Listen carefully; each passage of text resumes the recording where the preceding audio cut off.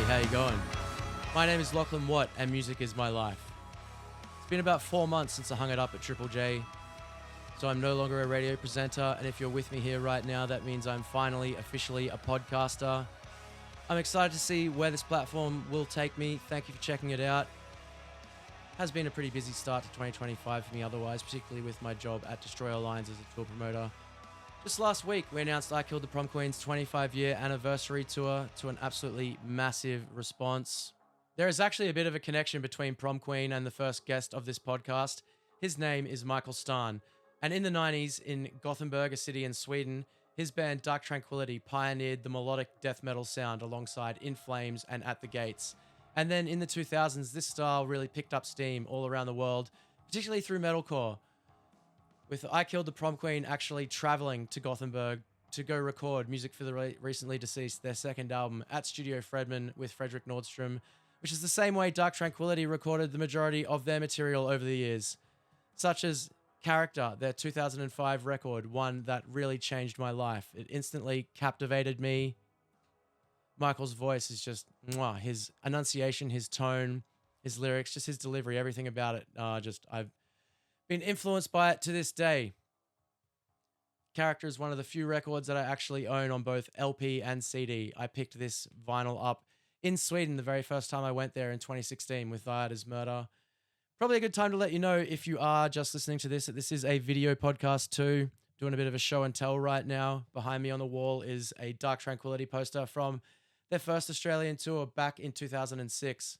I pulled that down off the wall of the Brisbane show that night, and it has been with me ever since. But I actually finally got to meet Michael and have a chat with him for the very first time in February, because I booked Dark Tranquillity's most recent run of Australian shows. It was their first shows here in over a decade. They went great. The show was bloody exceptional in Melbourne that night. A few hours before that, Michael and I sat down to record this podcast, and we talked a lot about those early years. We also talked a lot about their modern times with their 13th studio album, Endtime Signals, which just came out last year. We also talk a bunch about the Halo Effect, a band that Michael started a few years back with some other members of In Flames, well, ex-members, sorry. Bit of a Gothenburg supergroup. Anyway, I suppose it's time to get into the interview. This is Music Is My Life. I've got a few more of these in the can. I'm hoping to get them out weekly. Thanks for checking it out. This is my chat with Mikael Stanne. Enjoy.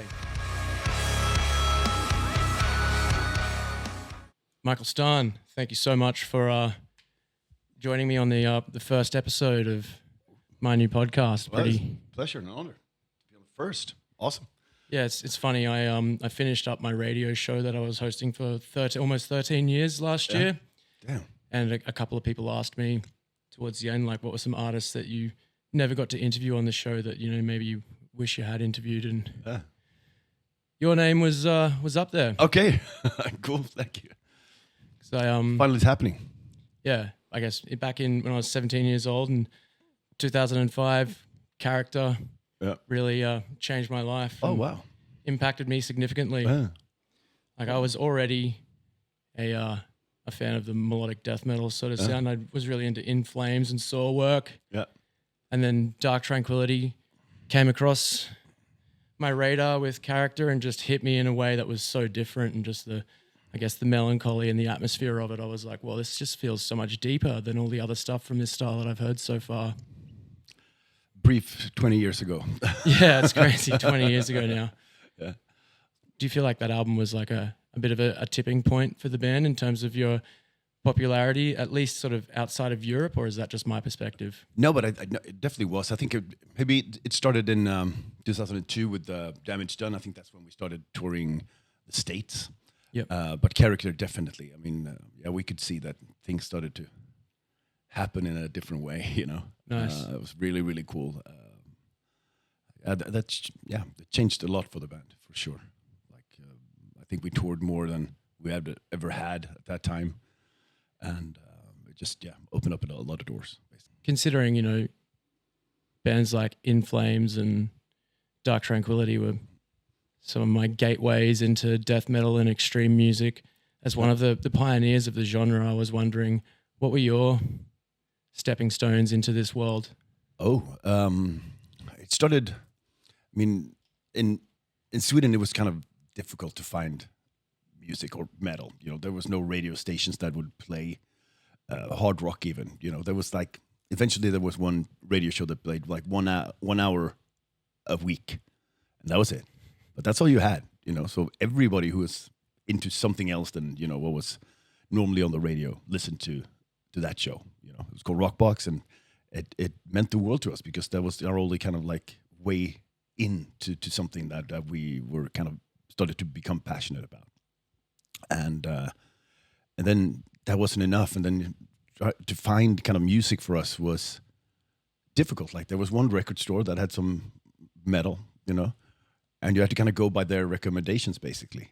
And then of course like fanzines and kind of like underground tape trading was my thing into the scene. That's how I discovered most of the bands that I love today. And it was super exciting. All of a sudden, like you were in contact with people all over the world, and you discovered like kind of like these weird bands. Like someone sent me like the first Morbid Angel demo, something like that. The first album, and I never heard of it because it was not available in Sweden. But I got it on cassette. And that's how I discovered that. And through like Thomas from At the Gates, like he ran a fanzine for a very, very short period of time, but people sent him, tons of demos and cassettes. And of course, I was sitting in his room, like listening to all this new kind of music that was still so exciting and fascinating to me, and there was everything from, technical death metal like Nocturnus and bands like that from Florida, or, Dark Throne and black metal bands from Norway. And it was all kind of, it was so underground and so obscure that no one else knew about it, and that's what attracted me to the whole kind of extreme metal genre in general, and it just became everything. Wow. So you and Thomas Lindberg were like childhood friends? Yeah. We, in our teenage years, like when we were 16 or something like that, we lived really close to each other. So it was basically outside of Gothenburg, like south of Gothenburg, Bildal, where we grew up. It was in Dark Tranquillity, we lived on the same street, like the same kind of housing complexes, and so we lived on the same street, and that's where we started the band. And on the other side of the street, there was Thomas, and there was one bus line that led into the city. It was like 25, 30 minutes or something like that. And along that bus line was every other member from all the death metal bands in Gothenburg. So that is just so insane to just think of like such a influential subgenre to just come from, one tiny area. Yeah, but I mean, we were just friends hanging out and kind of discovered music together, and we shared music. We went to each other's to kind of like tape records from each other and that kind of stuff, and that led to kind of the formation of bands. And we were basically just hanging out, drinking beer, playing music to each other, like listen to this one, listen to this, and so we always had a tape recorder with us, like everywhere we went. Normally we went to like the park in town, and we just sat there all weekend, just listening to music and drinking beer and like talking about music, and of course, that kind of led into like the formation of some bands. And like before At the Gates, there was Grotesque, and the In Flames guys kind of joined that as well, and so it was all kind of like a very, very close knit group of friends who share this kind of secret that we felt no one else knew about, and that was kind of like underground death metal, and it's exciting. Speaking of In Flames, you were the actual first vocalist for that band on the Lunar Strain, yeah? Yeah. So the thing was, when we recorded our first album, Skydancer in '92, Anders Fridén sang on that album. And so Anders sang in Dark Tranquillity first. And then after that album, we kind of parted ways with him. And I started singing in Dark Tranquillity, and I stopped playing guitar because I was crap. And around that time, Jesper Strömblad, he played in a band Ceremonial Oath together with Oskar Drodjak from Hammerfall, and Anders Ivers, who later played in Dark Tranquillity, and Tiamat and bands. And he wanted to do something else. So he started In Flames with some of his friends. And he asked me, because he had heard our first album, and he heard me sing a little bit, and I was like, all right, this is cool. Can you sing on a demo of mine, of my new band? And I was just desperate for experience, and I wanted to be in the studio, and I wanted to rehearse, and as much as possible, I wanted to kind of, sing as much as I possibly could, to learn. And so I said, yeah, sure. And then so we rehearsed a couple of times. We recorded a 3-track demo, and it was fun, and I loved it, and felt good. And then Jesper sent it to one record label down south in Sweden, Malmö, Wrong Again Records, and they said yes immediately. And then he called me. He's like, "Can you be on the album?" And I was like, "Nah, I just kind of switched to vocals in Dark Tranquillity. I don't want my first album as a singer to be something else than Right. Dark Tranquillity." But he said, "Well, free beer," and I said, "Okay, okay then."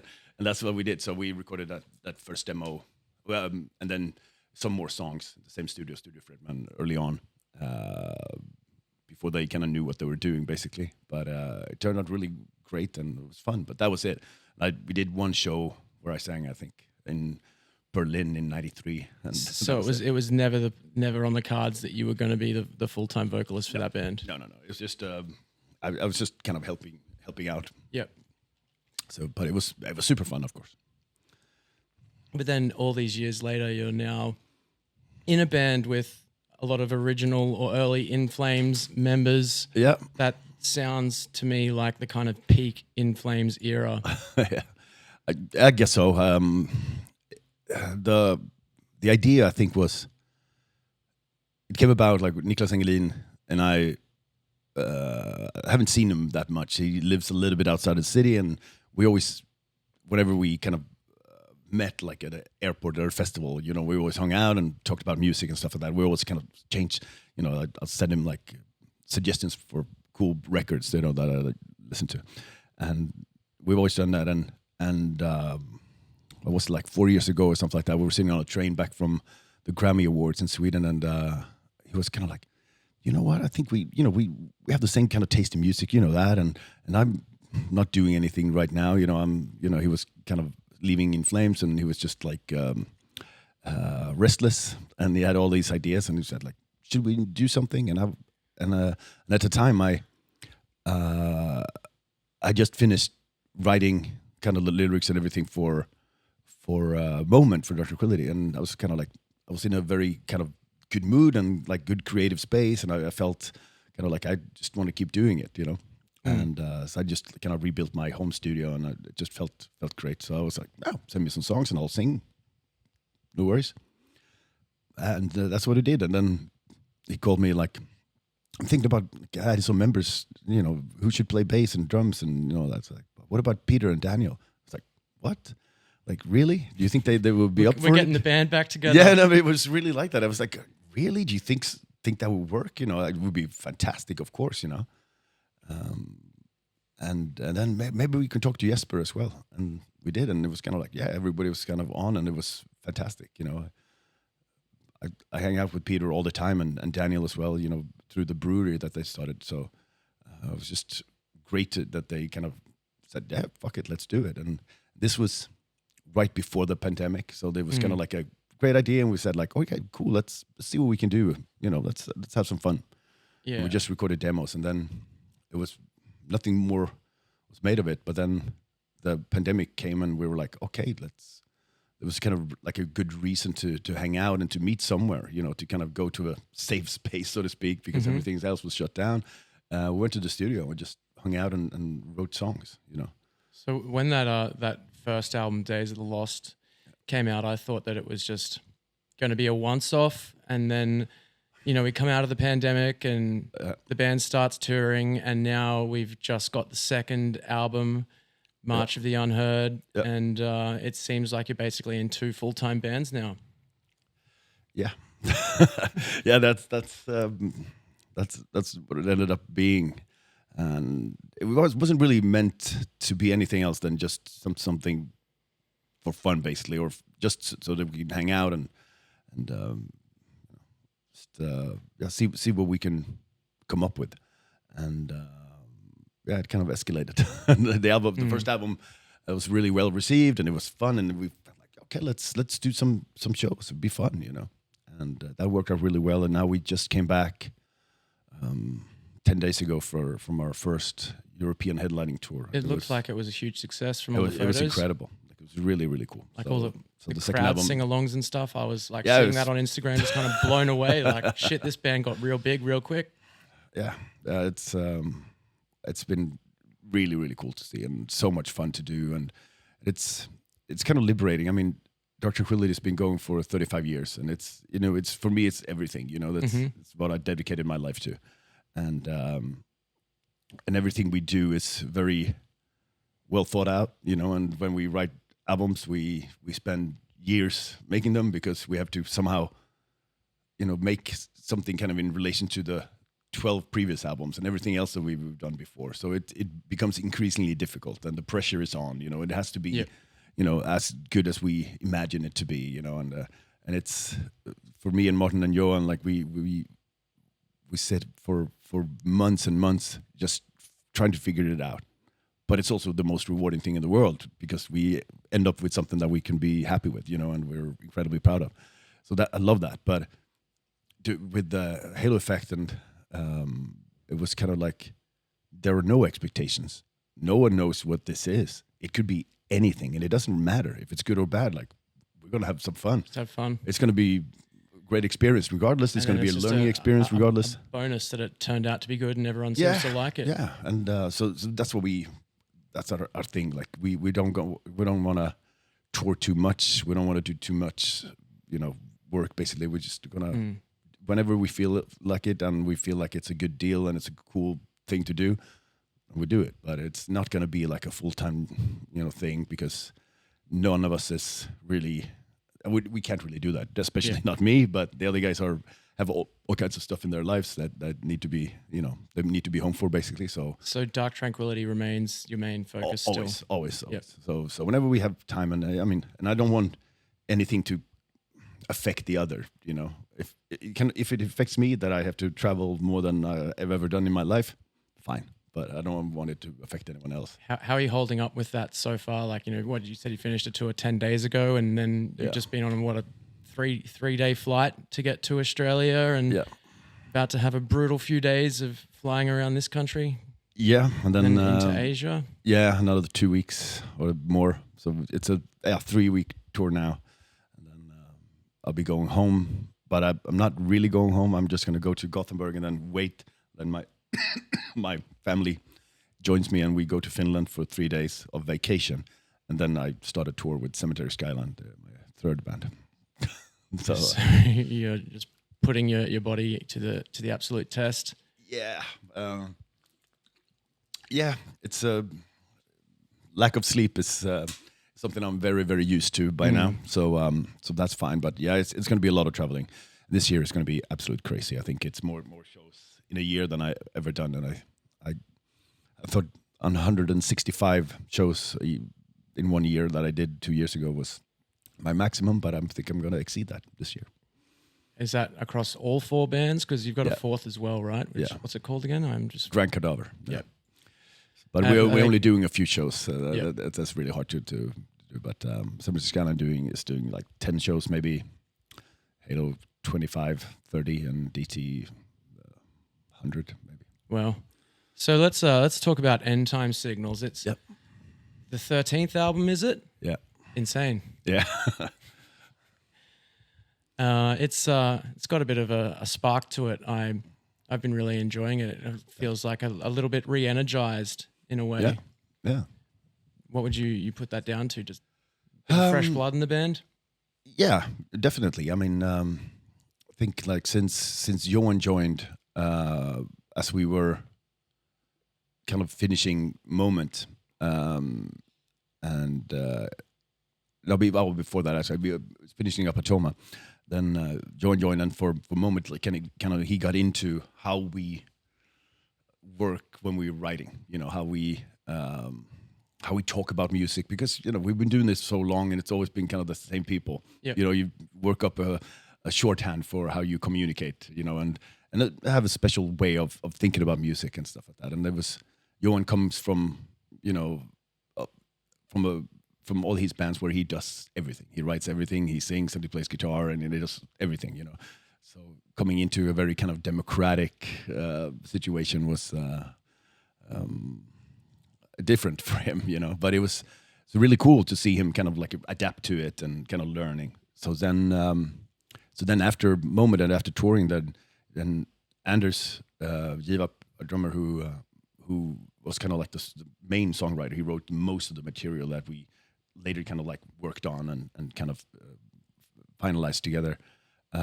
He quit, so it was kind of like, okay, now we kind of start fresh, and it's just kind of Johan and Martin who write material, and it's been basically always a bit of a compromise when we write. You know, someone has an idea, and then we turn it, like someone else turns it into something else, and then a third party comes in and kind of changes it, and then eventually it becomes something that we can all kind of agree on.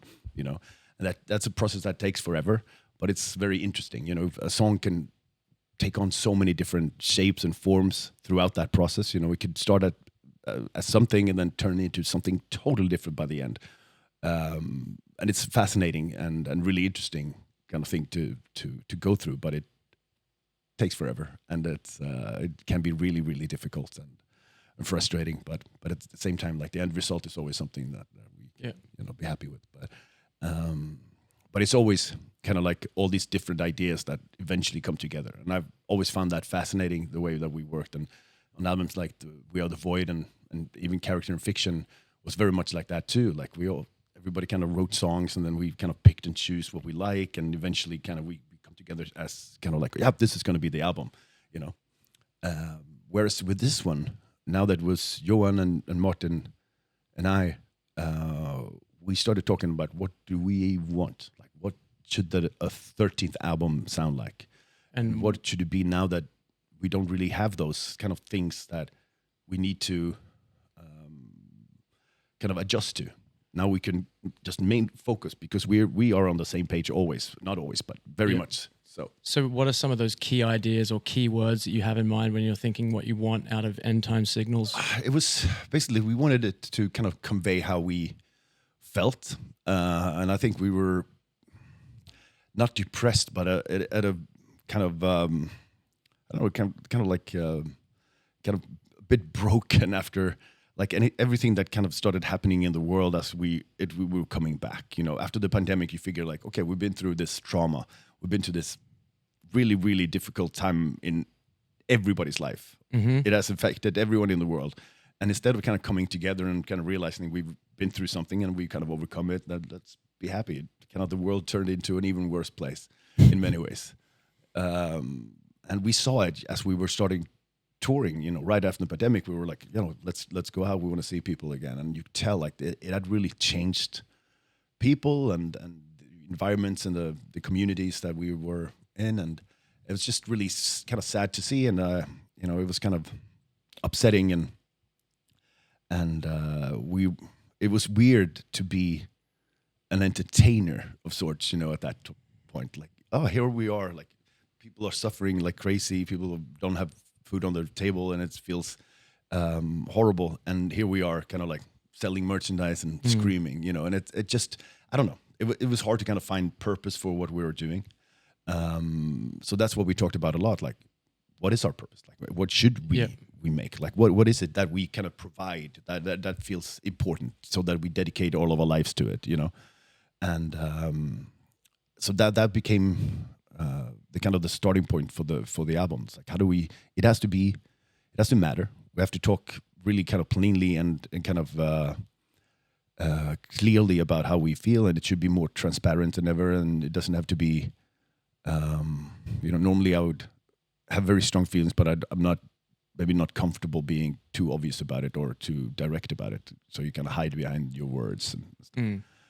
And hopefully the emotion still comes out, but you know, but I think it's a more direct album, and also we wanted it to be emotional because that's how we felt, and we wanted it to kind of capture the mood in the band, and it took forever, and it was just the three of us in the studio for I don't know, a year and a half or something, but. We eventually felt that we got there, and there was also things that we needed to deal with, like Fredrik Johansson, who was our guitar player on the gallery in the Mind's Eye and projector. He passed away right after the pandemic, when we started touring, after years of struggling with cancer, and he sent us a lot of music and he was writing at the time because he was at home feeling miserable, and he just wanted to do something creative with it. And so we had all this material that we knew we wanted to use somehow to kind of pay tribute to him and kind of like do something that to kind of in his memory. And but dealing with that, of course, was incredibly difficult. But we knew we wanted to, and we had to, and we decided that there will be a song that is comprised of the material that he gave us. Which song's that? It's called "One of Us Is Gone," and that's so like probably the most melancholy song on the album, right? Oh yeah, for sure. And so it became a song about how he dealt with it and how he dealt with his passing,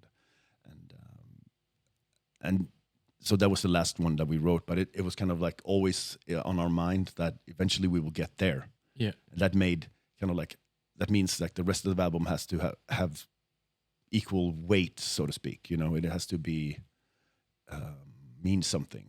As much as that song, because we were working on it continuously, but we were kind of afraid of finishing it, because if it wasn't good enough, then we have somehow, I don't know, tainted his memory or didn't live up to the promise of his material. I think it's interesting to consider, like when you were talking before about coming out of the pandemic and touring, and sort of like, I guess when you zoom out and you sort of like, I'm screaming on stage trying to sell T-shirts, like these people are struggling to kind of put food on the table. It kind of feels a little bit silly to be doing this stuff sometimes, right? Yeah. But then I guess when you zoom in, and then even something like having his music being able to live on through the band in a track after his death, like I imagine that would mean so much to all his friends and family. Yeah. And even just to you guys. And to us, yeah, of course.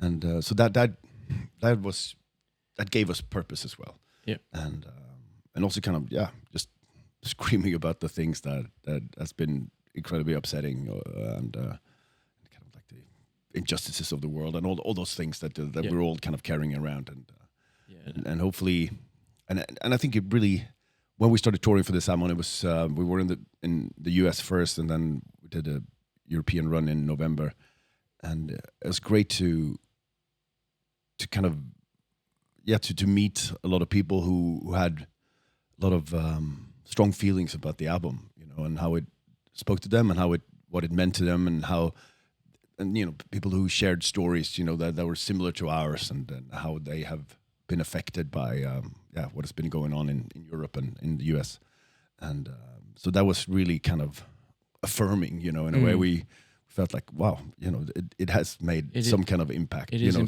somehow, you know, and it's been important to some people, and that's all that matters, basically. You know? Yeah, like, and I think all those collective, like as when you collected together, like all those little individual impacts that you can make on people's lives does help change the bigger picture. And I know for me personally, when I was a sad, depressed teenager, like Character and other Dark Tranquillity albums really like meant a lot to me and helped me through a lot. And then I don't know if there's anything exactly specific I can point to with Endtime Signals, but it just really sort of filled me with the kind of like hope, and there's almost like a sense of survival in the music. I would sort of describe it like riding a dying horse to the finish line or something. Yeah. Like it feels really triumphant. Thank you. And I think, and it's kind of like, we talked also about like the kind of, you know, we play songs to each other all the time, you know, like obscure, weird stuff that you find somewhere. And kind of like the running theme, at least for what we were listening to at the time, was kind of like, it's the most kind of depressive or kind of sad music that we could find, because that's what felt right. You know, it's just like, this is what I want to listen to. I don't want to listen to kind of positive, upbeat stuff. It doesn't fit, you know, it doesn't feel right now, you know? And so we said, and normally I like to think that I'm, positive in most ways, or you know, try to at least have like a positive spin on things, and, you know, like, oh, it's going to get, you know, it's going to work out, you know, all's going to be well. But I didn't really feel that. So we decided that the album should also like maybe not have that kind of positivity. If it's just be bleak because that's what it felt like. There's no silver lining, you know. But I think maybe you and I kind of find comfort in that too, you know, because if you go like, yeah, it's kind of like revel in that misery and kind of like go with it. And I think that just that sometimes feels good too, you know. And that's the kind of music that I've been drawn to lately as well, where it's just like infinite bleak misery and darkness, and it just it feels good to be there. You know, what bands have been doing that for you lately? I think it's a lot of like instrumental music that and synth and doom, particularly like bands like Bell Witch, stuff like that. That is just Resin and bands like that, or just, you know, drags you down into it, and it just feels good. You know, it's like what you need. I'll have to send it to you if you haven't heard it. But have you ever heard a band called Crippling Alcoholism? Oh yeah. I was listening to them on the plane here actually. Oh wow, yeah, their album from last year was my favorite record. That's of last incredible. Year. It's really cool, and I love it. So that feels good too somehow. Like it shouldn't. No, I know, but it's just you know, it kind of no, but it's just it's like talking to a good friend, and they go like, "I understand you," and that's what it feels like when you listen to that. And so there's this, I guess, more melancholy, misery, and sadness in Endtime Signals, but in the March of the Unheard, I found it felt a bit more positive, get up and go. Yeah. So you had to kind of coming out of that album, it was like, all right, it's time to flip the script. Yeah, and that's what's fun about it too, because it's just the way that like, Niklas and Jesper write songs. It's just like they go full on heavy metal, and then they make it heavier, you know, and it's just so easy to relate to, and I understand immediately what I'm supposed to do when I hear those songs. I just get it, and it's like, oh, this is perfect. And I think there's a lot more. Like my idea for the lyrics for when we started the band was kind of like taking from our collective kind of experiences. You know, how we grew up together and what it was like then, and what kind of drew us into the stuff that we do today, and how it has affected us. You know, and for both good and bad, you know, like for Jesper, he has struggled with a lot of things because of like his lifestyle during those early years with the band, and of course it has affected, you know, a lot of relationships and all that kind of stuff. But also, like, many of us have kids in the same age that we were when we started hanging out, so it's kind of fun to kind of look at like see the world through their eyes and how different it is now from then, you know. So it's and so I try to kind of think about what it was like when we were teenagers and sing about that, but through the experience that you have now, you know. And so that's been it's been kind of fun and kind of maybe not easy, but way easier because then Dark Tranquillity. Because there's nothing really to kind of take into consideration. Just like you just move forward. You know, and that's fun. And we already started. I know Niklas has already written some new songs, and I was like, oh man, okay. It's not going to stop, is it? No. So you the Halo Effect actually came to Australia last year, right? Yeah. How are those shows?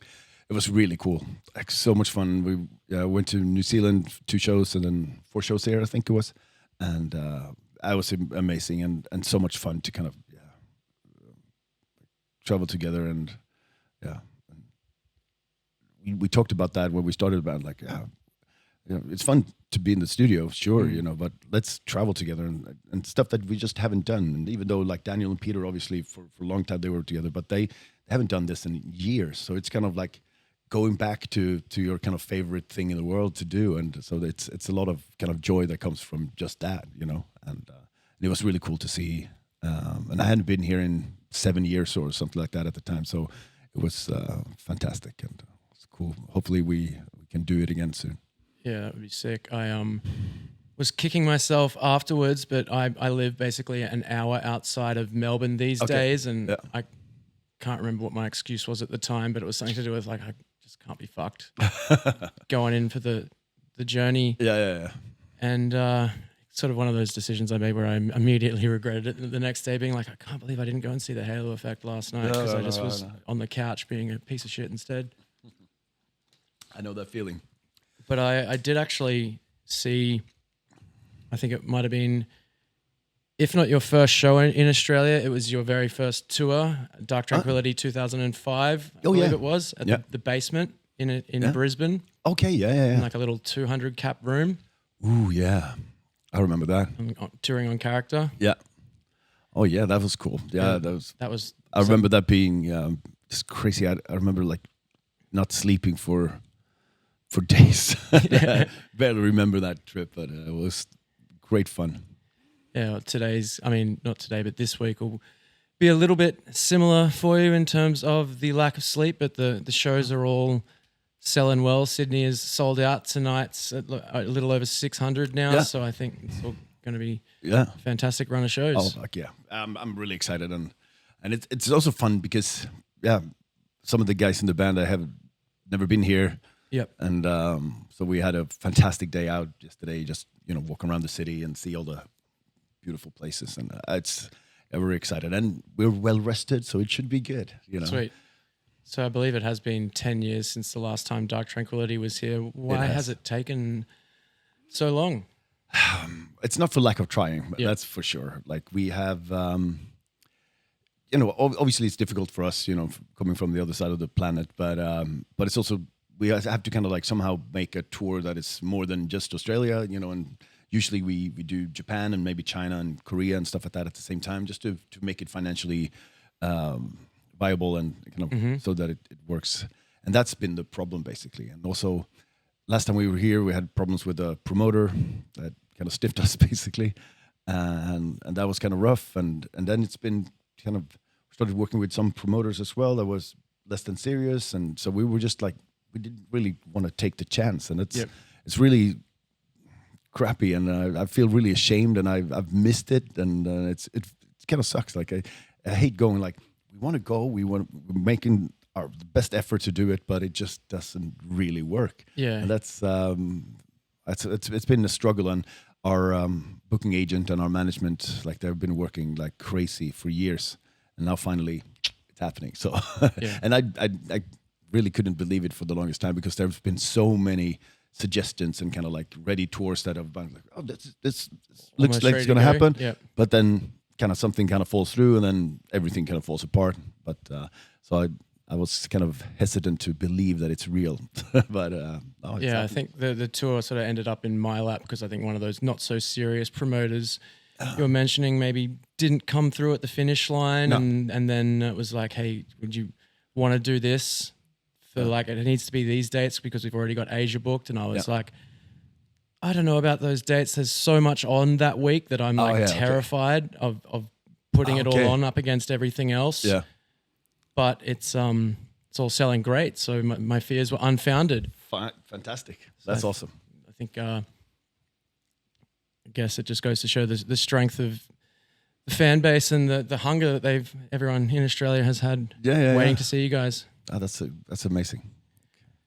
It's something that you not constantly have to kind of remind yourself, but sometimes you have to go like, it's actually like something that we started in my parents' garage takes us here every once in a while. It's pretty awesome. On the street that Gothenberg came from. Yeah. Yeah. So what's happening after the Asia tour? I'm going on tour with Cemetery Skyline, my goth pop rock band in Finland. That's going to be cool. A couple of days. Then I'll be home for 2 weeks. And then we start the second leg of the European tour. So we did the first together with Moonspell and Wolfheart and Hyres. And now we're doing it like the second leg of like all the cities and countries that we missed. Same deal, which is going to be super cool. I'm really excited. That's 5 weeks. Then be home by end of May, and that's when the European festival season starts. So I'm doing festivals with 3 bands. So there's going to be a lot of flights and some double duties. Sometimes 2 bands in one festival, and sometimes 2 shows in one day. That's how stupid I am. Do you ever sit back and sort of just go, why the hell am I doing this to myself? Very often, yes. Well, yeah, like the name of this podcast, I don't know if I actually told you yet. No, you haven't. It's Music is My Life. Oh, yeah. And it's kind of like within my band, it sort of started as a bit of a sarcastic kind of statement. Yeah. Where I guess you're waking up at 3 o'clock in the morning to go to the airport on 2 hours sleep or something. And you're just like, why the fuck are we doing this? Yeah. And you just, like, instead of saying, why the fuck are we doing this? You just be like, music is my life. Yeah. This is what you, yeah, this is. And then you play like an awesome show and you can sort of just say the same thing. Like, hell yeah, music is my life. Yeah. It's just the biggest ups and the biggest downs, but there's nothing else you'd rather do, right?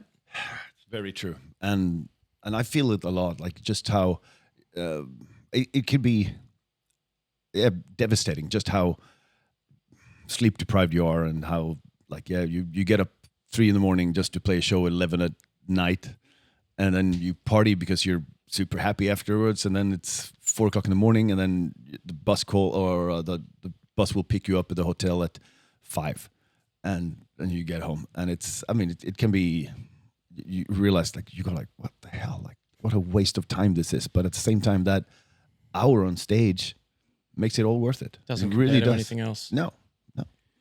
And have you ever had like a normal civilian life, so to speak, before all this?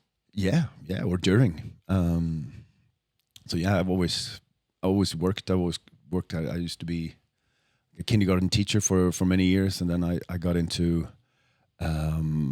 working with disabled and handicapped organizations in Gothenburg. Different ones, and then so I was there for almost 20 years, working to make sure that everybody has access to everything, and kind of like this what do you call it, like a non-profit organization that kind of makes sure that everybody has the right kind of care at home. So I worked with a guy like in his house, always kind of making sure that he can do like all the stuff 24/7 care. Yeah. So I did that for 17 years. But then before the pandemic, I realized that I don't really have time, and I need to focus on. Well, with four bands. Yeah, but all that started later. So it was kind of like when I quit working, kind of like I'm going to focus on making an album now, and that was Moment. And then after that, I just never went back, and that was during the pandemic. I couldn't work anyway, so I was kind of like, okay, let's do something else. But I guess that would be like really rewarding work too. Yeah. Oh yeah, I loved it, and it was great to kind of go from touring where everything is kind of taken care of, and it's very easy. You just have to focus on your thing, and that's it. To just really, really caring about someone else. Being you're the one that's taking care of everything for someone else. Yeah, so I really like that. So yeah. Do you think if music stopped for you tomorrow, that's what you'd go back to doing? Yeah, probably. Yeah, I really like it, and it's the upside, of course, it's that it's always been flexible. Hey, I'm going away on Wednesday, and I'll be home on Tuesday. Fine, all right, see you next week. That kind of stuff. It's just very easy. So that's the key to kind of maintaining that kind of work when you're working every weekend, basically. So what does everyone else in Dark Tranquillity do while you're out doing all your other bands? But it's not that much. It's like a couple of weeks here and there, and I maybe do one tour a year with Halo Effect. So it's not that much. But it's now that we were in Europe with the Halo Effect, and the other guys were kind of like, it's kind of weird being home and not writing or not preparing for a tour. It's crazy. But of course they've worked, and everybody has all their stuff, and so it's I think it's been good for everybody, kind of to relax and kind of recharge before the kind of the second leg of this tour, and for this one, of course, knowing that there'll be a lot of travel, and for three weeks of flights every day almost. So I know that you said that Jesper was already working on new Halo Effect stuff. Is that a thought for Dark Tranquillity, album number 14, or are you still just going to ride this album for a while before you start we're thinking about that? gonna write for a while, and normally that's what we do. Like we tour as much as we can, basically, and then once that is done, we go like, okay, now we go back and we start thinking about it, and it will take a while because you have to somehow come to a place where you feel inspired again, and you feel like, now I have something to say. You know, we have something that we feel is, you know, it feels fun to write again. You know, because it's as I said, like it's a long, very demanding process to write a DT album. It's just, it takes a lot out of us all, and it can be frustrating, but yeah, as I said, like the reward is still fantastic, but it takes forever, and you go into this kind of writing mode that for years, where you just don't think about anything else, and it takes a toll on, you know, everybody around us as well, you know. So we have to. It's good to wait, and I don't think, like, we're not really in a hurry. We have enough material. Yeah. We can. I mean, we are gonna kind of celebrate some of these older albums a little bit more than we normally do. I mean, Character is 20 and the Gallery is 30, so we're gonna do a tour later on in Europe where we kind of highlight those more songs from those albums and stuff. So like a split anniversary tour between both albums? Yeah, kind of something like that. We haven't really finalized the details about it, but it's going to be cool. So it's fun to do things like that, you know, a little bit more, and not just album specific tours that we normally do. And What's the set list looking like for these next few shows in Australia? it's a How lot. far back are we reaching? I'm not sure, but it's pretty far. Projector for sure. But it was fun, like, because when we started this tour, we decided to rehearse more songs than normal, to have like so much more to kind of choose from, and have so that we can do rotating sets and play different things, especially when we're playing cities close to each other, because there's a lot of people who will go and see 2 or 3 shows in a row, or, you know, or in a tour. So we wanted to give them something special every night. So we changed it up a lot. So but we'll see. I don't know how long our set is tonight, but we're going to play a lot of stuff, and hopefully, I mean, it's always a bit of a nightmare putting together a set list, because everybody wants different things, you know, especially like if you want to please the audience, there's one set, and if you want to please the band, there's one set, and then and everything in between, you know. Yeah, it's you can never please everyone. No, but I think it's been good. Like we've been really pleased with it, and we had a fun time kind of rediscovering some songs that we haven't played in forever. And we did this set this summer at Summer Breeze Festival in Germany, and we were releasing the album that weekend. So we had like a headlining set on the Thursday, and we started playing at midnight. As the album came out, you know, the very kind of minute it came out, we started playing new songs and stuff like that. It was very elaborate and very cool. But 2 days before that, we did a secret show where we only played songs that we never played live. That was a bit of an undertaking, to say the least. It was crazy, but it was super fun just to kind of like rediscover those songs and go like, what the hell were we thinking when we wrote this, you know? But it was still fun. And, Like, you know, as in, like, it just those songs don't hit as hard live? no, we just never thought of playing them. Oh. You know, some songs we played back in the day maybe, but some of them we had never played. So we just kind of picked them up, listened to the album, went like, all right, let's see if we can pull this off. So, I mean, they just kind of got left behind in the studio. Yeah. Yeah. But it's easy. You go on tour after an album, and you play 5 songs or something like that, or 6, whatever, from the album, and then kind of stick with it. And then some songs just get left behind. It's weird, but so that was fun. So we kind of, and it's fun to keep everybody on their toes, and especially me. And, you know, some songs that I just almost forgotten. You know. Well, we are almost getting to like an hour or so here. So I wanted to ask, what is the first piece of music that comes to your mind when I ask, like, what music changed your life more than anything else? It could be a song, it could be an album. I mean, I remember vividly when I was getting into like metal and some thrash, like I was listening to Metallica and maybe some, I don't know. It was probably like just mostly Metallica. And this was kind of like, 87 or something, 86, 87.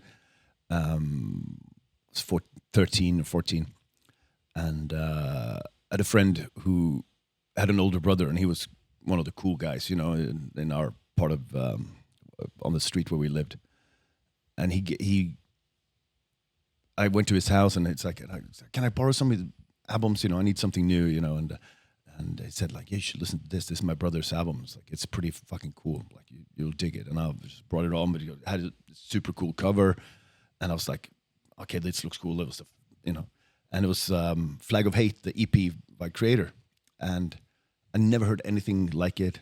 And I never kind of had that experience before where I felt like this is the coolest thing I've ever heard. Like, I cannot stop listening to this. And I just went on, I listened to it over and over again.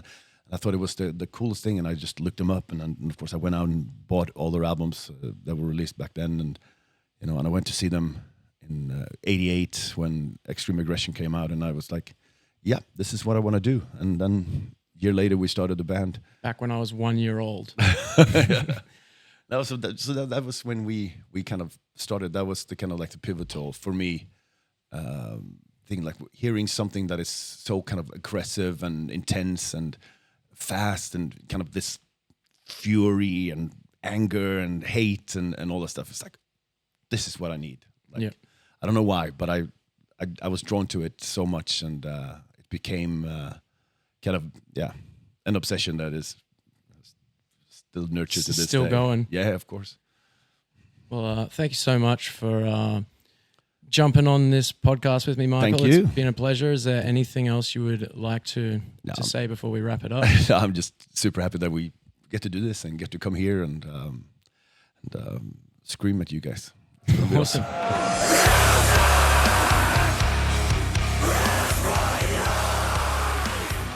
Thanks for listening to Music Is My Life. This podcast is self-produced by me, Lachlan Watt. I'd like to thank Audio Technica Australia for providing the high-quality equipment that has made this possible, as well as Patrick Galvin at Hollowbone Studio for the design. The killer theme music that you are currently hearing was written by the legends TJ Cowgill and Sam Saljuki. Catch you in the next episode.